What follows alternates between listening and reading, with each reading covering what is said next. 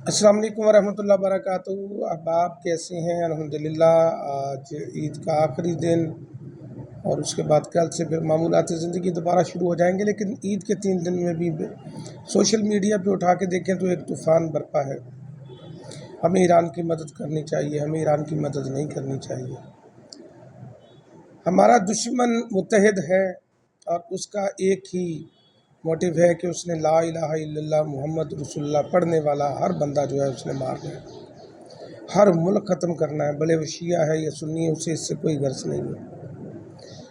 हम बटे हुए लोग हैं।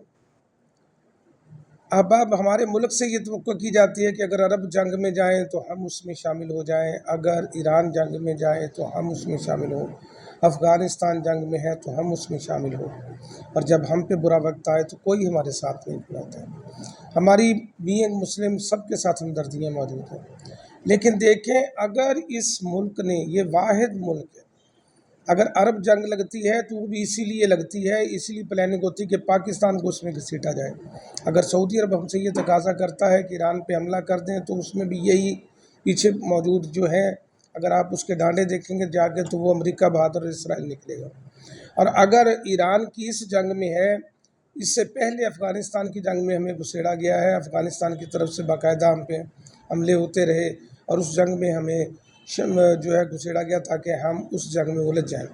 और फिर फौरी तौर पे ईरान की जंग में हमारे लिए बड़ा कड़ा वक्त है, बड़ी मुश्किल वक्त है और इसमें हमें फ़ैसले जो करने हैं वो बड़े ध्यान से सोच विचार से करने हैं। बदकिस्मती से फैसले जिन लोगों ने करने वो तो सोच विचार कर रहे हैं और मुसलसल जो हैं वो अपनी सोच विचार के साथ मामलात को देख रहे हैं, सब कुछ कर रहे हैं।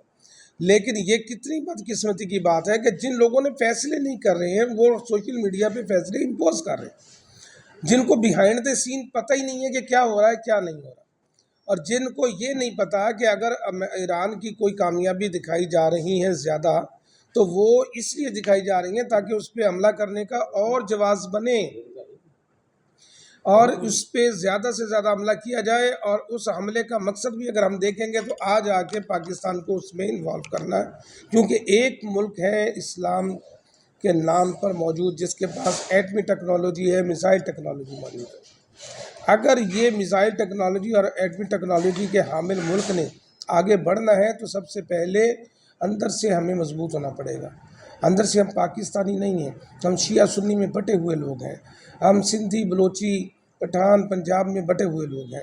और इस तकसीम के बाद हम मज़ीद जो पार्टीज़म में हमारा ये जो पिछली लास्टली 3-4 ईयर्स में तकसीम हुई है, इसने हमारे मुल्क की जड़ों को हिला के रख दिया है।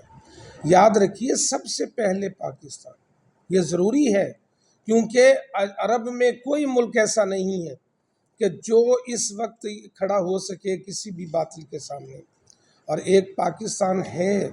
और उसने साबित किया है, जो लास्टली हमारी जंग हुई थी जिसको हमारे सो कॉल्ड सोशल मीडिया जितने भी एक्टिविस्ट हैं उन्होंने ये उस कामयाबी को सोशल मीडिया के ज़रिए नाकामी में तब्दील करने की कोशिश की। लेकिन अल्हम्दुलिल्लाह वो बड़ी कामयाबी थी, बिग अचीवमेंट थी और बहुत सारे लोगों की आंखें खोल गई है। और उसके बाद मज़ीद प्लानिंग आगे शुरू हुई है। तो हमें अपने मुल्क का दिफा कैसे करना है? सबसे पहले हमें अपने मुल्क को बचाना है। ये अपने मुल्क को बचाने की बात नहीं है, याद रखिए, ये इस्लाम को बचाने की बात है। वाहिद मुल्क है, इस्लामी मुल्क है जिसके पास एटमी पावर भी है और जिसके पास मिसाइल टेक्नोलॉजी भी है। आइंदा अगर हम महज एटमी टेक्नोलॉजी और मिसाइल टेक्नोलॉजी बका नहीं है, ना ही इससे जंग लड़ी जा सकती है। जो इतने जज्बाती हो के हमारे दोस्त कह देते हैं ना, और ये हमें ईरान के साथ जाके खड़े हो जाना चाहिए। भाईजान, पहले मुआशी लिहाज से अपने आप को मजबूत करें। याद रखें, नबी करीम सल्लल्लाहु अलैहि वसल्लम में मक्का में जो है वो जिहाद का हुक्म नहीं दिया, मदीना शरीफ में भी तशरीफ़ लाए, पहले तैयारी फरमाई।